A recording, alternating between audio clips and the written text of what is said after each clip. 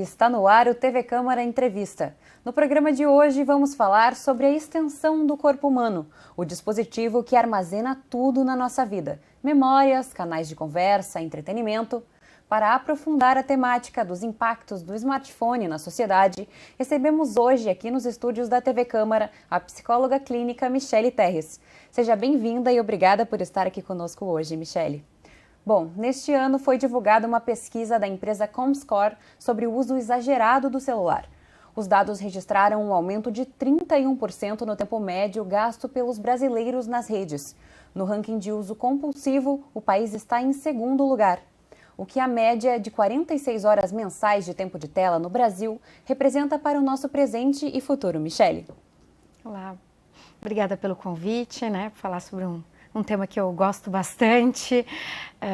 A dependência tecnológica foi o tema da minha dissertação de mestrado já há muitos anos atrás, então é mais de 10 anos atrás, e a gente já estudava isso como algo que impactaria socialmente, tanto os adultos quanto as crianças, então é um tema bastante relevante. Vamos falar então sobre essa questão justamente da dependência, Começar aqui o nosso programa. Qual é o impacto disso na nossa sociedade, que nem eu comentava antes dessa pesquisa que saiu, que foi divulgada. Por que ter esse vício tão disseminado aqui no Brasil e no mundo todo, digamos, é um problema que a gente deveria se preocupar? Bom, quando a gente começou a estudar a dependência de internet, eu particularmente em torno aí de uns 10 anos atrás, a gente já encontrou, que o uso de tecnologia no Brasil era muito semelhante a países do Extremo Oriente, E onde existem muitas pesquisas sobre o uso, das tecnologias, países como Coreia, China, Taiwan. E um problema que a gente via naquela época e que hoje está acabando se confirmando é que no nosso país a internet ela é muito mais lenta e muito mais cara.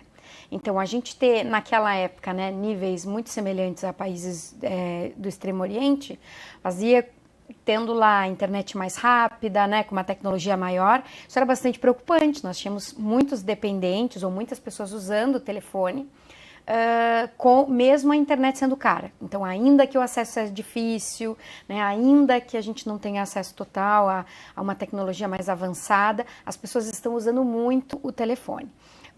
Tanto o telefone, tablet, outro dispositivo que tem acesso à internet. Por que a gente fala majoritariamente dos telefones?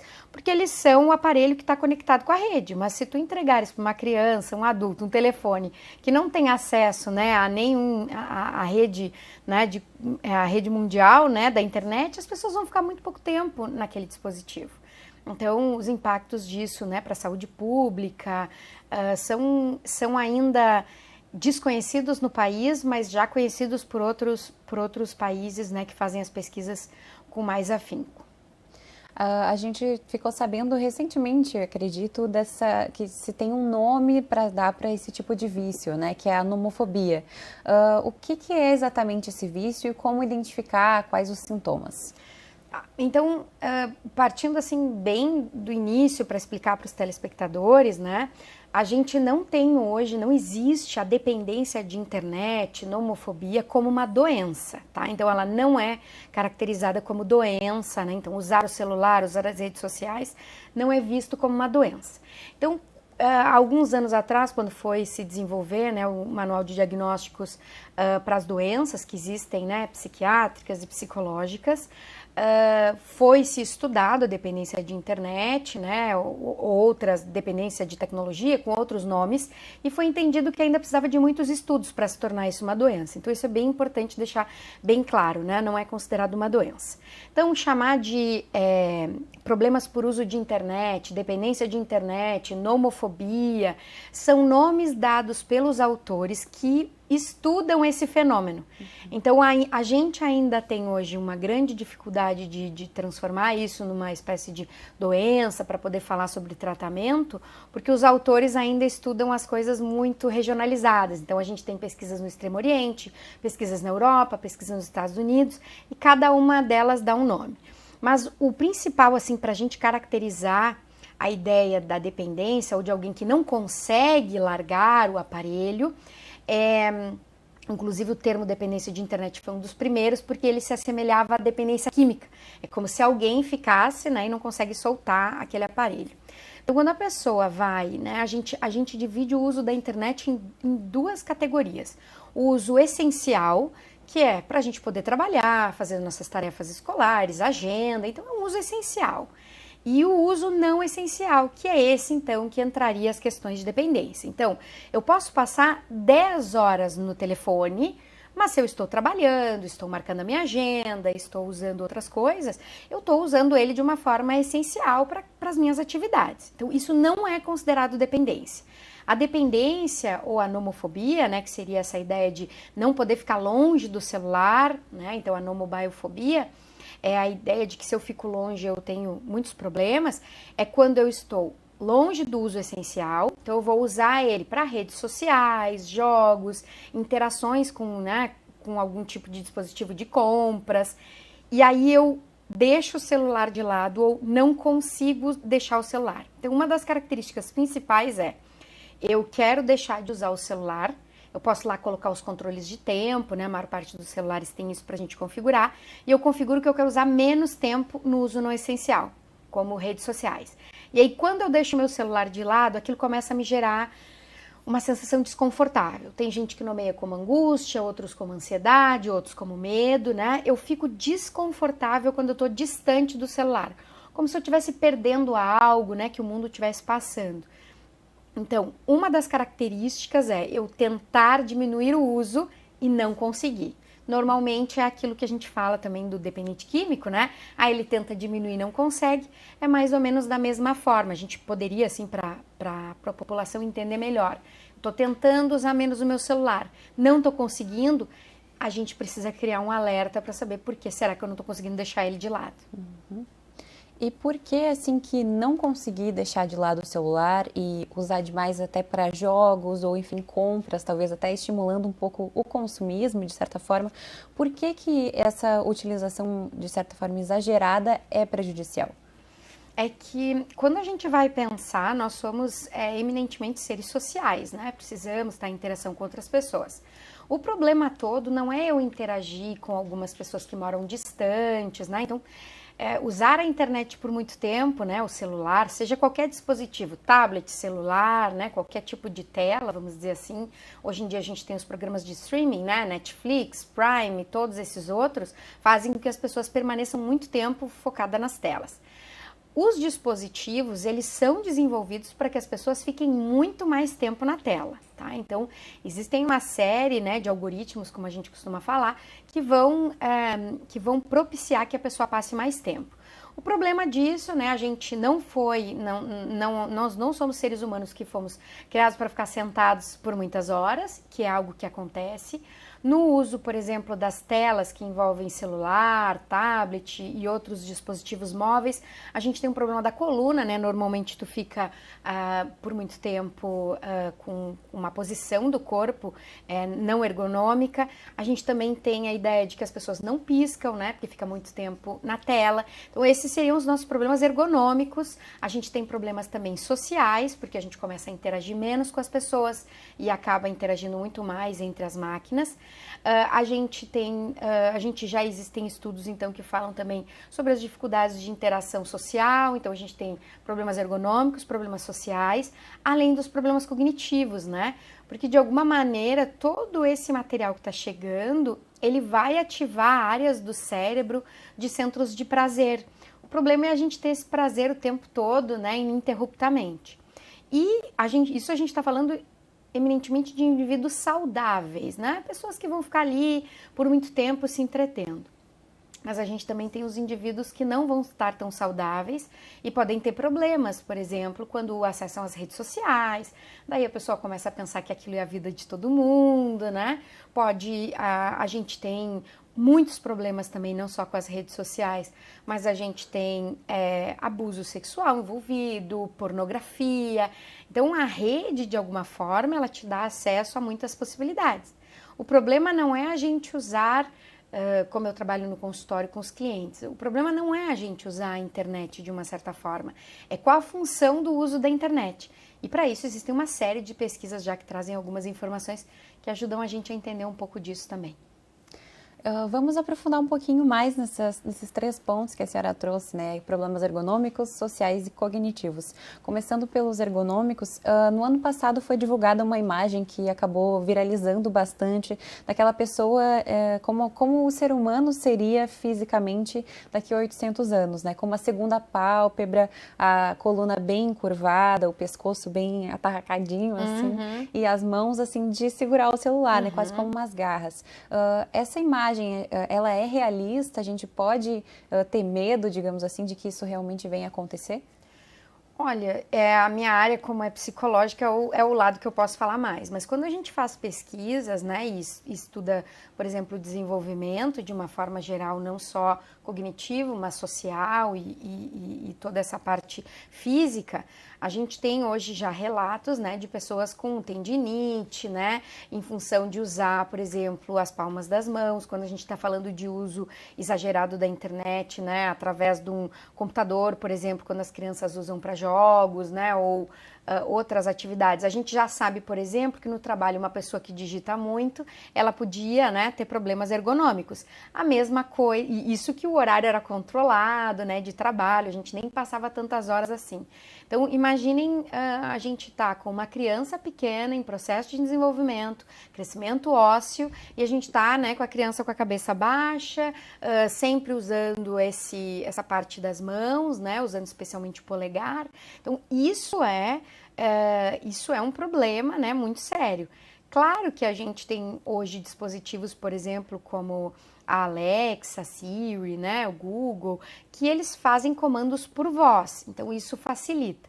Mas em geral, hoje o nosso uso de redes sociais ele é muito voltado para a tela, né, e o manuseio das mãos. Então, a curto prazo a gente pode não enxergar, mas a longo prazo, né, a gente está sentado muito tempo nas cadeiras, né, com o pescoço baixo, isso a longo prazo, entendendo que hoje a nossa expectativa de vida é maior também, a gente com certeza vai ter problemas ergonômicos severos, né, por essa questão da quantidade de horas que a gente fica, especialmente porque os dispositivos são criados para a gente passar muitas horas. Quem aqui nunca disse, vou checar o meu e-mail, vou dar uma olhadinha no meu WhatsApp, ou vou olhar o que está acontecendo na rede social. Quando viu, passou várias horas, né? Então, o dispositivo, ele é desenvolvido para a gente ficar muito tempo preso nele. Entrando um pouquinho, então, na questão do relacionamento, né? Como que o celular atrapalha o nosso relacionamento com as outras pessoas? Não só as crianças que estão tendo muito essa questão de se afastar dos pais, quando os pais precisam daquele tempo para si mesmos, enfim, fazer alguma tarefa, mas no nosso dia a dia, mesmo a gente estando lá presencialmente com alguém, num restaurante, dentro de casa, tem aquelas imagens muito viralizadas também da família inteira no celular, assim, com a cabeça baixa, todos sentados um ao lado do outro ali numa sala, mas sem nenhum tipo de interação. Por que isso, né? E o que isso prejudica? Bom, quando a gente tem acesso às telas, né, e elas são cada vez menores para a gente poder carregar, né, quando a gente pensa no desenvolvimento de computadores, né, eles eram tão grandes que ocupavam uma sala inteira. Hoje em dia eles estão, né, do tamanho de um celular, de uma tela de relógio, então a gente tem acesso a isso. Então, as nossas interações sociais, elas acabam diminuindo de forma presencial, então a gente tem a dificuldade de ficar vulnerável, vamos dizer assim, né? Depois que a pandemia aconteceu, a gente também mudou um pouco do nosso padrão de consumo de uma série de coisas, né? Antes da pandemia, a gente tinha acesso, né, e tinha muitas interações. Aí veio a pandemia, a gente acabou ficando muito nas telas, né? Existem vários estudos também pós-pandemia dizendo que as pessoas começaram a preferir ambientes mais movimentados de novo em função, né, do uso excessivo de telas, mas agora a gente parece que entra num hibridismo aí, né? O que acontece é que as dificuldades das pessoas em se comunicarem, elas estão um pouco mais exageradas, né? Sentar, ter uma boa conversa, até porque isso tem o filtro social. As pessoas que acompanham redes sociais de uma certa forma, que acompanham a internet, já ouviram falar dos haters, né? Pessoa que vai lá e desqualifica, né, pessoalmente aquele influencer ou aquele artista. A gente sabe, né, que o fato de não ter o filtro social, como eu estou na frente de uma tela, tudo que me vem à cabeça eu vou escrevendo e não tem nunca a reação da outra pessoa do outro lado. Então, toda o meu descontentamento, ele vai sendo colocado sem filtro. Diferente, por exemplo, quando eu tenho a presença de outra pessoa na minha frente, os comportamentos dela vão, por exemplo, mediando um pouco daquilo que eu posso falar ou não. A pessoa pode virar as costas, ela pode ir embora, ela pode me ofender também. Então, tem uma troca. E as redes sociais, então, quando a gente vai olhar, elas acabam não tendo essa troca. Então, a gente, embora fale em redes sociais, as nossas trocas nas redes, elas são majoritariamente assíncronas, né? Ou é o artista falando com a pessoa, mas sempre tem, né, uma mediação pela rede e nunca é síncrona, né? A gente tem dificuldade dessa sincronicidade. Então, de alguma maneira, também vai mudando a nossa forma de interagir. Vamos falar assim, mas antigamente não tinha isso. Gente, antigamente tinha TV, né? Quando a gente estava em casa, tinha o horário do almoço e aí todo mundo ficava quieto, o horário que alguém estava lendo o jornal. O problema e a diferença que a gente tem hoje é que a gente tem acesso à internet, às redes em qualquer lugar. Diferente de antes, que a gente sabia que eram em momentos circunscritos. Então, hoje, as interações sociais, elas são prejudicadas se a gente não escolhe colocá-las na nossa vida. Então, se eu vou sair, né, para ir a um restaurante, é muito comum a gente ver os pais dando um celular para a criança e ficando no celular, porque é o único tempo que eles têm, né? Então, escolher ter uma qualidade de vida, escolher ensinar a criança como é que come, como é que espera. Para eu ensinar essa habilidade para alguém, eu também tenho que ter essa habilidade. E a gente tem hoje também os adultos com muita dificuldade de esperar, né? A gente vê a telinha do Netflix rodando 1 segundo, a gente já diz que está demorando. Então, o mundo, né, ele está pedindo que a gente ande mais rápido e isso tem prejudicado bastante as questões sociais. Não só por causa das telas, especificamente, né, as móveis, mas todas elas, né? O famoso imediatismo, né, que também cada vez é mais incentivado com a velocidade vezes 2, que antes era só no YouTube, mas agora também no WhatsApp. E aí, como é que a gente vai querer ter uma conversa aprofundada com alguém se a gente está acostumado a escutar tudo naquela velocidade super acelerada e querer cada vez mais rápido, vídeos mais curtos também com aplicativos como o TikTok, o próprio Reels do Instagram. Isso também acredito que prejudique toda essa questão. Na verdade, isso está modificando a forma da gente interagir, né? O que a gente tem percebido hoje é que as pessoas, de uma maneira geral, né? A gente tem vendido, a tecnologia vende para nós controle, velocidade, rapidez. Mas o que a gente precisa observar hoje é qual o custo disso a longo prazo. Né? Então eu tenho as redes de fast food que fazem a comida rápida. O que aconteceu com isso? As pessoas começaram a ter obesidade em países onde isso é mais oferecido, né? Então quando eu estou oferecendo também a rapidez, né, da tecnologia, eu também estou oferecendo, né, algo, mas a que custo? O que está custando isso? Por isso os dados, né, quando a gente levantou os resultados da dissertação, era de que como assim a gente tem níveis tão parecidos com o do Extremo Oriente, sendo que a nossa internet é muito mais lenta. As pessoas estão usando, ainda que lentamente, estão usando muito. Imagina se a nossa internet fosse rápida. Então, quando a gente começa a pensar que isso tudo está modificando a forma, né, da gente interagir, há que se pensar a longo prazo em que tipo de escolha que eu estou fazendo. Eu quero fazer isso mais rápido, por quê? Porque a ideia era essa, né? Eu vou ter uma agenda no celular porque ela me ajuda a ter uma vida mais rápida. Aí eu vou escutar o WhatsApp, né, uma mensagem em velocidade 2 para eu ter uma vida mais rápida. Então eu vou fazer isso para ter uma vida mais rápida. E a minha pergunta é, por que ter essa vida mais rápida? Tem uma coisa que eu falo muito com os alunos quando eu estou na faculdade, que é a gente quer ter uma vida mais rápida, mas toda vez que tu quer que passe algo mais rápido, é porque tu quer que a morte se aproxime mais rapidamente. Então, eu estou dizendo que eu quero ir mais rápido, por quê? Qual a função de eu querer andar mais rápido?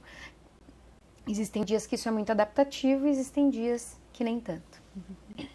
A senhora comentava antes sobre a questão dos pais que acabam dando o telefone, né, para os filhos utilizarem durante saídas para restaurante, enfim, ou até quando estão em casa e precisam fazer alguma tarefa, mas de repente a criança está muito ativa ali, não consegue parar quieta, não quer brincar com o brinquedo e, então vai assistir o videozinho daquele personagem que tu gosta.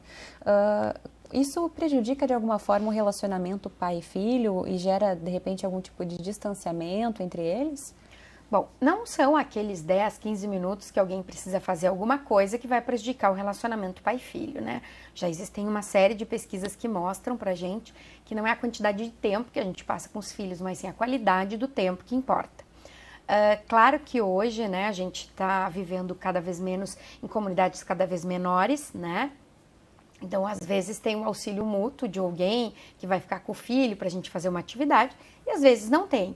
O problema não é a criança ficar 10 minutos, 15 minutos ou às vezes até 40 minutos brincando ou olhando alguma atividade, né? Porque o pai ou a mãe querem tomar um banho ou querem fazer alguma outra coisa que é necessário porque a criança não está deixando.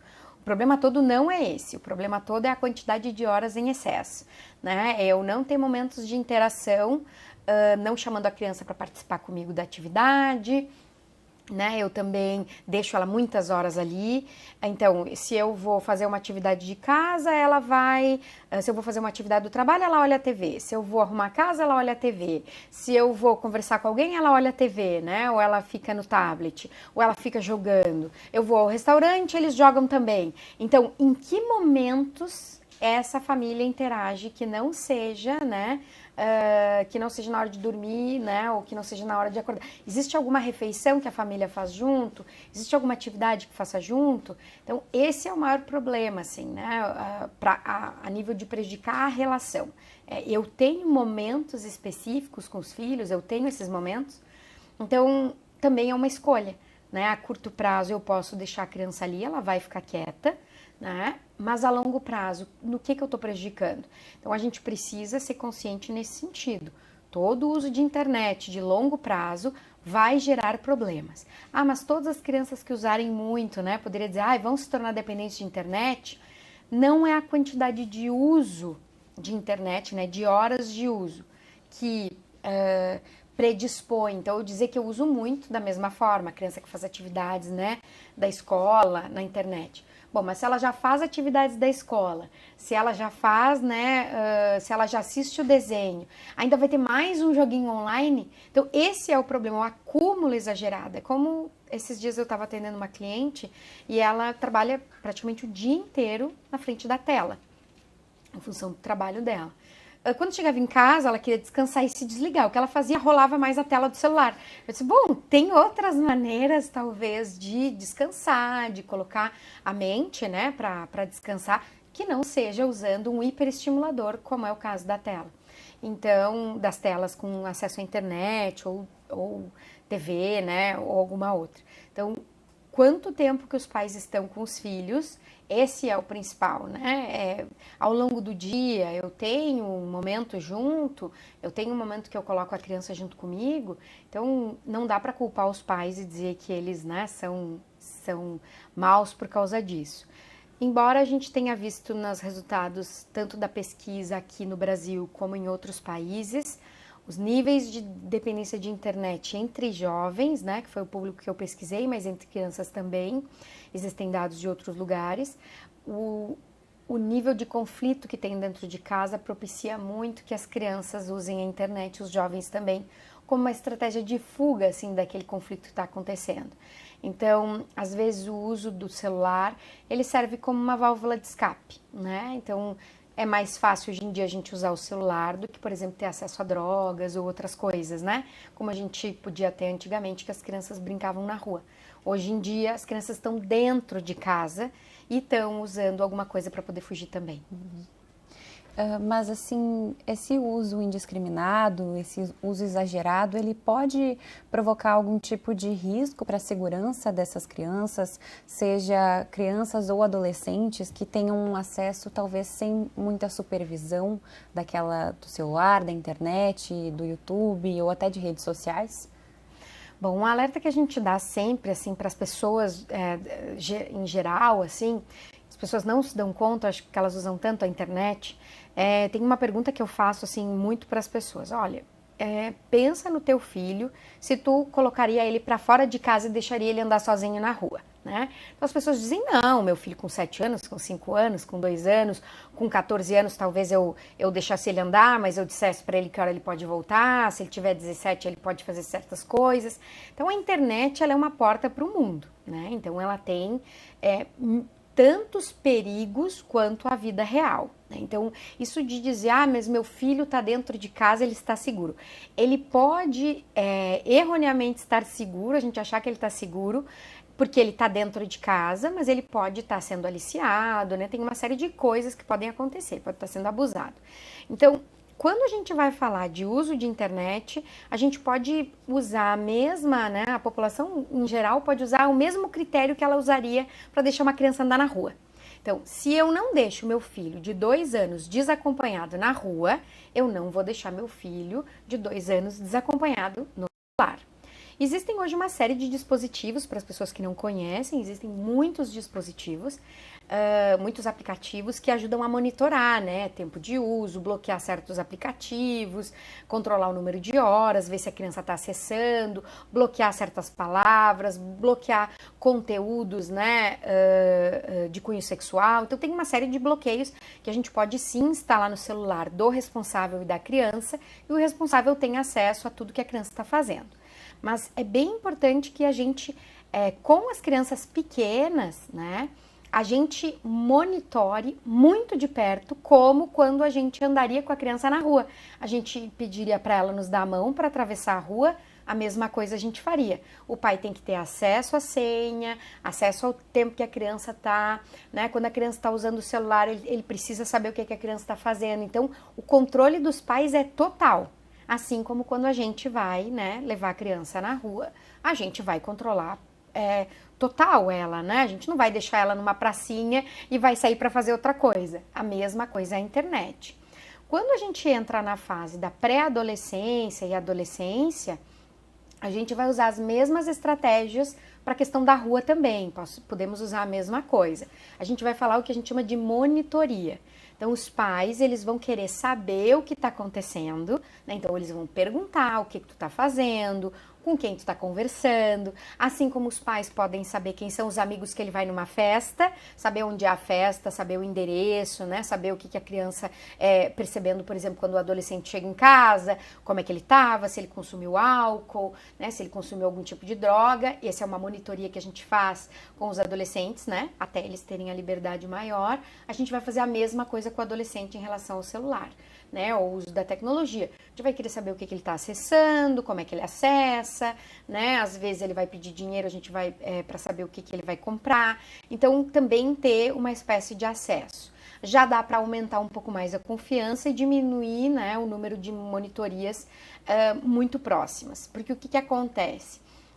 Quando a gente faz uma monitoria, né, e aí não é uma supervisão, mas um acompanhamento muito próximo, perto do adolescente, ele pode sentir que a sua privacidade está sendo invadida. Então é legal que a gente saiba, né, assim como a gente não deixaria um adolescente, né, com vários amigos dentro do quarto, sem saber o que ele está fazendo, ou sem dar uma passadinha na porta para ouvir o que eles estão conversando, a mesma coisa vai ser com o celular. Com quem ele está jogando, o que ele está fazendo, né? Bater na porta e dar uma olhada, né? Saber, e aí, meu filho, como é que tá o jogo, minha filha, o que estão fazendo, tá conversando o quê? Né? Ficar prestando atenção de alguma maneira para poder interagir. E depois, né, na vida adulta, a gente permitiria mais. O problema é que para eu poder passar tudo isso para os filhos, eu também preciso ter essa espécie de controle, né? Então, eu não sou capaz de ensinar uma habilidade para alguém que eu também não tenha. Então, eu também tenho que controlar a minha rede social, ver quanto tempo eu estou disponível na internet, o que eu estou fazendo, né? Também posso explicar para o meu filho, olha, eu estou no celular agora, estou resolvendo uma coisa do trabalho, né? Meu trabalho é esse. Vou largar o celular, né? Eu como tenho uma filha pequena em casa também, às vezes ela, mãe, o que tá fazendo, né? Eu disse, olha, nesse momento eu tô mandando uma mensagem, eu não posso falar contigo porque é alguma coisa do meu trabalho. E aí eu largo o telefone. Claro que a gente, né, precisa também levar em conta que toda vez que a gente está com o celular na mão, é como se aquela pessoa que está ali na nossa frente não fosse, né, importante. É como se eu estivesse aqui dando uma entrevista agora, né, e aí eu tô com o celular na mão e aí tu me faz uma pergunta, eu dou uma olhada no celular. Seria desconfortável para as pessoas que estão assistindo, vão dizer, mas como assim? Essa pessoa está dando entrevista e está fazendo outras coisas. É a mesma sensação, né? Então, quando a gente vai... a gente poderia priorizar, né? Ir para um restaurante, fazer pelo menos uma refeição diária sem o uso da tecnologia. Né? Então, isso pode ser algo que a gente pode fazer também, não só como uma espécie de monitoria, mas como uma forma da gente ajustar, né, o nosso uso ao do adolescente ou da criança também. Aproveitar o gancho, então, já pedi para a senhora falar em outras dicas, né, de como controlar esse vício ou evitar que se torne um vício nas nossas vidas. Bom, para adultos e crianças, né, e adolescentes, uma das coisas que a gente pode começar a olhar, quando a gente vai olhar para a internet, né, é algo que eu acabo vendo também no consultório. Normalmente a internet ela pode estar sendo usada, né, e aí estamos falando daquele uso não essencial, né, do uso recreativo. Ela pode estar sendo usada para mascarar alguma coisa, né? Então, não é a internet em si que é a vilã, porque ela tem muitos benefícios, né? Pela internet que a gente transmite muitos programas de TV, a gente se comunica com outras pessoas. Então, a internet ela tem uma série de benefícios. A gente não precisa mais ficar em fila de banco, né? Muitas coisas a gente pode usar a tecnologia. Mas quando a gente vai falar assim, né, para as pessoas em casa, é bem importante que a gente, durante um tempo, né, e agora a gente está se aproximando também de uma época em que a gente revê planos, né, ou começa a fazer planos para o ano que surge, então a gente pode sim, né, sentar e avaliar como é que está o estilo de vida da gente. Dá para também se perguntar em que momentos que eu uso a internet. Eu posso, por exemplo, se eu quero monitorar como é que está meu uso de internet ou monitorar o uso do meu filho, eu posso, por exemplo, olhar em que momentos que ele está usando a internet, né? Em que momentos que eu vejo. É no momento que a gente está conversando todos juntos? É no momento que fala sobre determinado assunto? É no momento em que eu vou tocar lidar com certas emoções? Então isso também nos ajuda a monitorar, né? Para saber o que tem por trás do uso da internet. Mas se eu não estou conseguindo fazer isso, né? Eu estou usando a internet, tentei deixar meu telefone de lado, não estou conseguindo, às vezes pedir a ajuda de algum familiar para que nos ajude a monitorar, né? Deixar o celular desligado, guardar ele em algum lugar para ver quantas vezes eu vou querer ir até lá. Né? Então, normalmente quem vai nos alertar sobre o uso exagerado da tecnologia não é a gente mesmo, né? São as pessoas que convivem. Então, a gente pode perguntar para as pessoas, né? O telespectador aqui, ele pode falar com alguém, né? E dizer, olha, eu acho que tu está usando o celular demais, isso me incomoda. Ou eu posso pedir para as pessoas também, né? A presença de conflitos é um indicador de que o uso da internet pode, né, tá sendo usado como uma válvula de escape. Então, às vezes a gente, para não precisar lidar com certas coisas, a gente vai para a internet, que tem ali, ele tem uma espécie de anestésico, né? A gente fala também ainda o termo dependência de internet, porque ele libera no corpo algumas substâncias muito parecidas, né? Uma dependência que a gente fala não química. Ele vai também ativar os centros de prazer, só que com um componente não químico. Então as pessoas podem se monitorar, instalar esses aplicativos de monitoria de quantidade de horas de internet. Todos os aparelhos celulares, né, tanto Android quanto iOS, eles têm esses aplicativos. A pessoa pode colocar. A gente acha que usa pouco, tá? Mas eu recomendaria que alguém, quando instalar, vai se dar conta que às vezes usa a tecnologia, né, em torno de 4 a 8 horas por dia, né? E se a gente for pensar que alguém usa o WhatsApp, né, ou, vamos dizer, ou o Instagram, a pessoa não trabalha com tecnologia, não usa o Instagram para trabalho, e ela passa 2 horas e meia no Instagram. Gente, é bastante tempo, né? A gente poderia estar desenvolvendo outras atividades. E outra coisa que acontece também, a gente pode olhar, né, o uso da internet quando ele está nos prejudicando, é também se eu estou preferindo atividades online a atividades sociais, né? Claro que num fim de semana eu estou um pouco mais cansado, querer ficar em casa, né, fazer uma maratona de Netflix não é um problema nenhum. Mas quando eu começo a ter, né, durante um longo período, a vontade de passar mais tempo nas redes sociais do que convivendo com as pessoas lá fora, isso pode ser um problema. Exceto na fase da adolescência, que a gente tem que monitorar um pouco. Porque na adolescência em geral, né, tem algumas épocas em que o adolescente fica mais em casa, antigamente eles ficavam trancados no quarto, né, não tinha tecnologia assim, mas eles ficavam trancados no quarto também. Então isso também é uma outra forma da gente avaliar. Mas adultos, crianças, né, adolescentes que deixam de ter convivência social para poder preferir estar em casa sozinhos, né, ou usando o celular, isso pode ser um alerta, né? Claro que às vezes o adolescente ele não quer conviver com a família, mas se chamar os amigos ele vai, né? Então é isso que a gente tem que monitorar. Crianças a mesma coisa. Então, se eu estou deixando de ter companhias sociais, estou deixando de ter relacionamento afetivo sexual, né? Eu tô tendo dificuldade de trabalhar por causa das redes sociais, tudo isso são indicadores de que eu não estou conseguindo lidar com a tecnologia. E a gente tem, né, há de se fazer um tratamento, é muito difícil abandonar, né, o uso de tecnologia sozinho. É um tratamento que às vezes, dependendo do quadro, a gente precisa às vezes de intervenção até da família como um todo. Então, se eu já estou percebendo que isso está me atrapalhando, posso começar a tentar sozinho, né, por si só. E se não der, procurar a ajuda de um profissional, porque a longo prazo os problemas podem ser muito grandes. Esses sinais de alerta podem talvez demonstrar a possibilidade de um desenvolvimento de ansiedade, talvez depressão, ou se a pessoa já tem esses problemas de agravamento desses problemas? Quadros de ansiedade e depressão, eles são bastante associados, né, assim como fobia social, são associados, né, depressão é bastante associado, né, embora os estudos mostrem que homens usam mais internet do que as mulheres, e aí a gente está falando muito do vício na pornografia, né, infelizmente, né, é algo que se espalhou. Antes a gente tinha um certo controle de acesso, né, para algumas coisas, né? Então, os pais, por exemplo, estavam em casa, tinha um programa de domingo, né? Que eu não queria que meu filho assistisse, eu desligava a TV e ele não podia olhar aquilo, né? Não tinha recomendação fora, mas o pai podia, ou a mãe desligava a TV, né?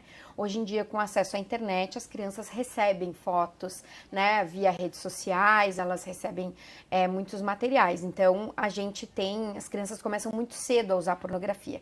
E os homens usam mais internet do que as mulheres, né? As mulheres usam mais para compras e redes sociais, homens muito mais para pornografia. Então, toda vez que eu tô olhando para isso, né? A longo prazo eu posso ter prejuízos e a gente já entende que existe uma relação de proximidade entre risco de desenvolver dependência de internet ou uma espécie de dependência associado com ansiedade e depressão, quadros ansiosos e depressivos. A ansiedade ela pode estar muito associada com a internet, porque a internet ela alimenta a gente muito rapidamente. Então, quando eu vou me relacionar com outras pessoas, essa rapidez não é tão grande, e daí eu posso ter dificuldade de interação social, isso vai fazendo com que eu fique cada vez mais na internet. A gente pode fazer compras por um clique, a gente pode assistir um filme por um clique, a gente pode, né, tem muitas coisas que são muito rápidas, e a internet foi feita para isso.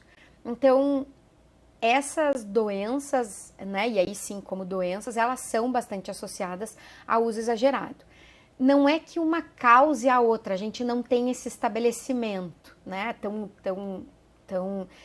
colocado em meios científicos, né, mas existe uma forte associação entre depressão, quadros ansiosos e dependência de internet, né, assim como a gente tem na dependência química quadros ansiosos e depressivos associados, na dependência de internet ou na nomobiofobia, elas são bastante presentes também. As últimas gerações que acabam nascendo já nesse meio, com todas as telas disponíveis, podem por acaso ter o neurodesenvolvimento afetado de alguma forma? Existem algumas pesquisas até aqui no Brasil falando sobre isso, né? A gente ainda está estudando como todos os outros, né, processos. Agora, há pouco tempo atrás saiu uma pesquisa aí ao longo de 70 anos. Então, a gente não tinha, né, pesquisas longitudinais, que a gente chama, que são essas que acompanham todas as fases do desenvolvimento. São muito caras de serem mantidas, os pesquisadores morrem, tem que ter alguém, né, para continuar a pesquisa. Mas, a longo prazo, o que a gente sabe, né? o uso de telas, ele faz com que algumas áreas do cérebro fiquem ativadas, né? Então, quando uma criança, se tu for colocar, dá para ver, né, que uma criança, quando a gente liga a TV ou liga o YouTube para ela assistir um videozinho, elas ficam paralisadas na frente da tela, né? Inclusive, fisicamente, elas ficam imóveis, né? Então, não tem como a gente dizer, né, ou prever que isso a longo prazo gerará um problema. Já existem alguns estudos falando que o ideal seria que crianças até 2 anos não tivessem, né? Não é tão unânime assim, mas em torno de 2 anos as crianças não tivessem acesso à internet para que elas pudessem, né, fazer o desenvolvimento psicomotor, né, e o neurodesenvolvimento acontecesse de uma forma mais natural. Mas a gente sabe que isso às vezes, né, o bebê tá ali, né, nem precisa ainda e os pais já colocam a tela. Então, se a gente pudesse postergar isso, seria melhor, esse seria o indicado.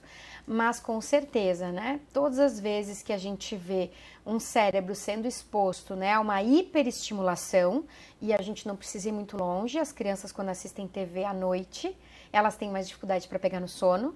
E se a gente tem dificuldade de sono, a gente tem dificuldade do desenvolvimento. Então, mesmo que ainda, né, as pessoas não tenham noção de tudo que acontece em relação à internet, só o fato dela hiperestimular, né, e dificultar a criança, por exemplo, de pegar no sono, já é um indício de que as redes, né, a internet, de uma certa forma, vai criar prejuízos a longo prazo. O que a gente ainda não consegue saber é o tamanho desses prejuízos. A gente ainda não tem essas dimensões, porque as pessoas que já nasceram com telas, elas ainda estão na fase jovem, né? A gente ainda não tem idosos que nasceram, né, na era da internet. Então, a internet aqui, ela foi se popularizar na década de 90, quando a gente passou a ter internet nas nossas casas. Até então, nosso país não tinha, né, acesso. Então, a gente tem aí pessoas aí na faixa dos 20, 30 anos que têm acesso à internet, 40 anos. Nós não temos idosos. Então, a gente não sabe ainda o tamanho desses prejuízos, mas com certeza, né, a gente pode inferir que isso vai acontecer. E esse vício, né, voltando para a questão dos adultos, além de prejudicar, enfim, nas relações sociais, como a gente comentava antes, ele pode também ter algum tipo de consequência no meio de trabalho? Na medida, né, em que a gente costuma falar, né, quando vai diagnosticar, né, que como eu falei, a dependência de internet não é uma doença, mas quando a gente vai levantar essa possibilidade, um dos problemas que a pessoa passa a ter é a dificuldade de se manter, né, no trabalho. Então, quando eu começo a ter prejuízos das minhas relações sociais, eu tenho prejuízo das minhas relações afetivas e eu começo a ter prejuízo das minhas atividades laborais, eu já estou com um problema quase que estabelecido. Então, obviamente, né, a gente sabe que hoje, basicamente, todas as empresas que oferecem acesso à internet, elas têm monitoria, né? Todas as empresas, né? Se alguém pensa aqui que a sua empresa não sabe o que está fazendo, a empresa sabe tudo. Tanto é que eles bloqueiam determinados sites, determinadas coisas, né? Ah, mas quando eu estou usando dados de rede, né? Eu estou usando no meu celular dados da rede.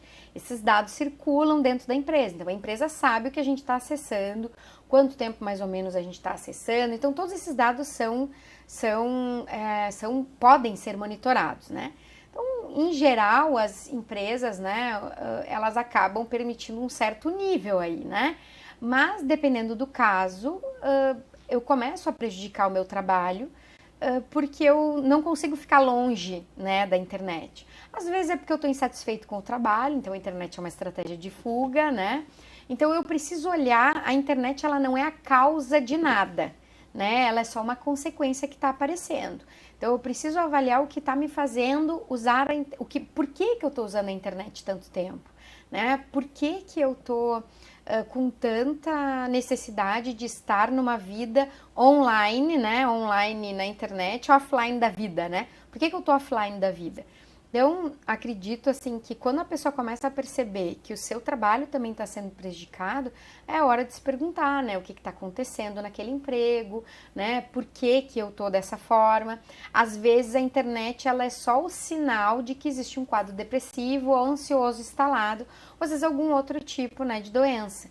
Então, a internet também ela é uma forma da gente poder notar isso que está acontecendo lá fora, né? Então, um familiar notar que a gente está muito na internet, outras pessoas, nosso chefe, né? Os gestores, se eles notarem isso, também pode ser uma forma de entender que há algo por trás. A internet por si só, né?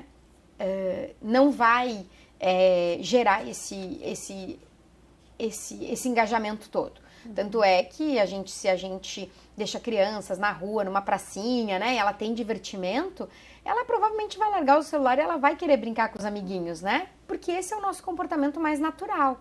Ele vai sumindo ao longo do tempo, né? Manter amizades na vida adulta é muito mais difícil do que quando a gente é criança, né? Então, há necessidade de ter esse investimento. Mas quando a gente começa a perceber que o trabalho está prejudicado, né, que eu não estou conseguindo me engajar nas tarefas laborais porque eu preciso estar usando a internet, é importante se perguntar, né, o que está acontecendo com o meu trabalho.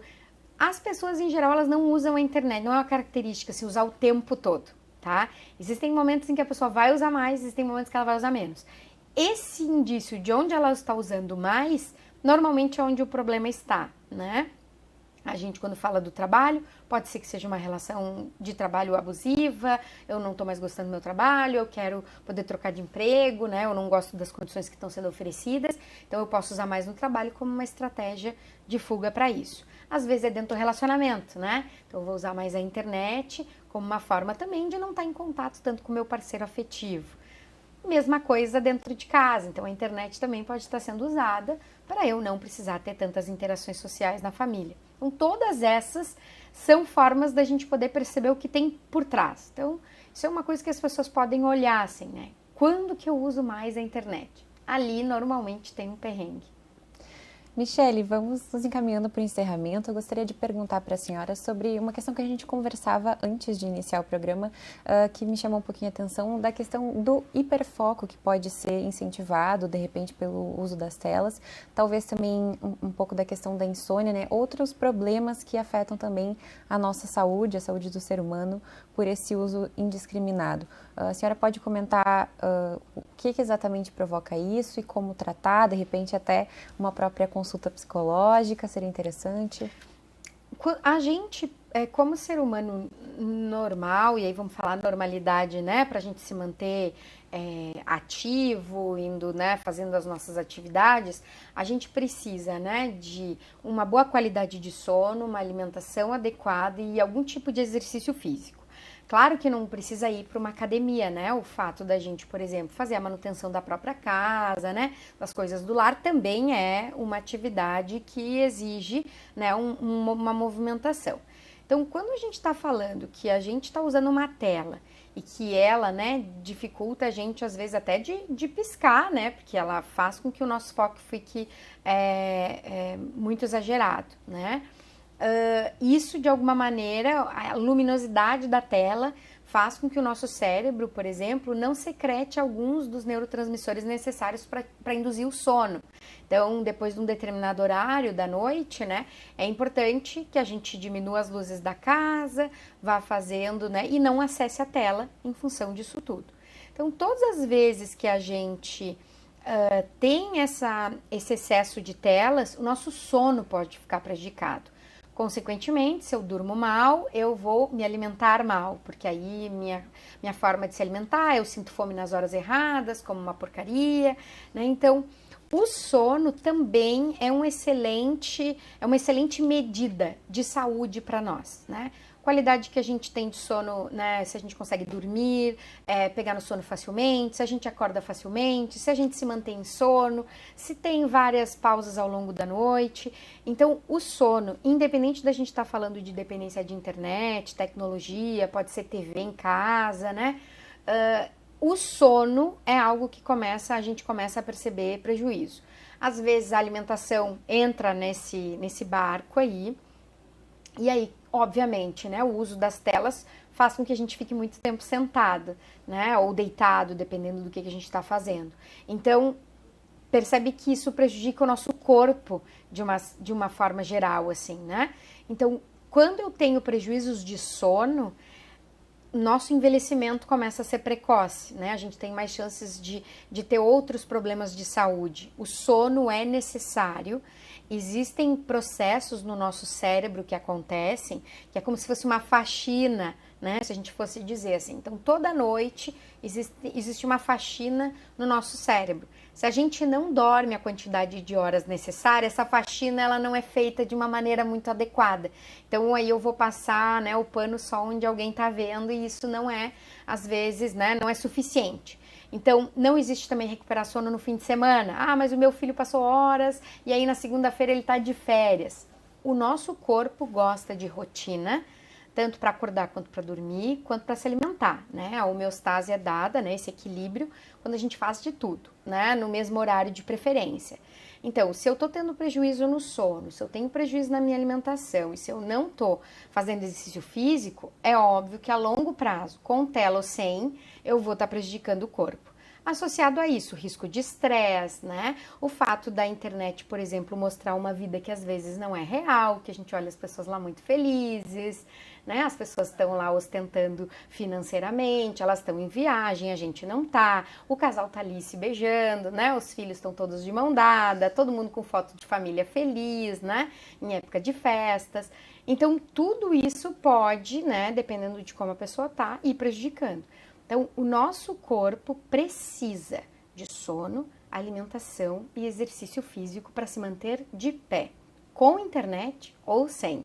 Então, se o uso da internet está prejudicando isso, eu posso arrumar outras estratégias, como, por exemplo, desligar o celular e tentar ler um livro, né? Fazer algum desenho com meu filho antes de dormir, a gente não precisar necessariamente ficar na frente da tela, né? Usar luzes amarelas ao longo mais próximo da hora de dormir também, né? Isso diminui a nossa agitação, induz a secreção de alguns neurotransmissores que vão induzir ao sono.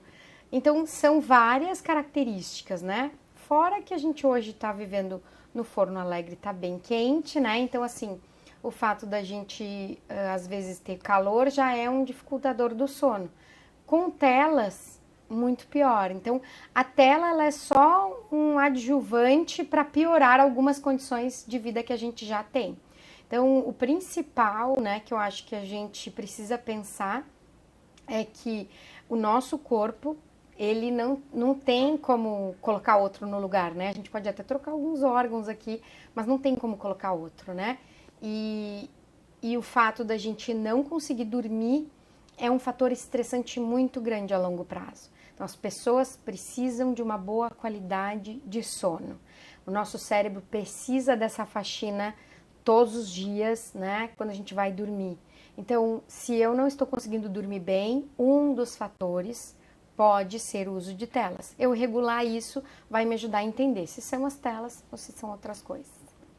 Perfeito, Michele. Bom, então com isso a gente vai nos despedindo da nossa audiência. Mais uma vez, obrigada à nossa convidada especial, Michele Terres, que esteve aqui conosco hoje, nos dando essa entrevista sobre esse assunto que permeia todo o nosso dia a dia, toda a nossa rotina, né?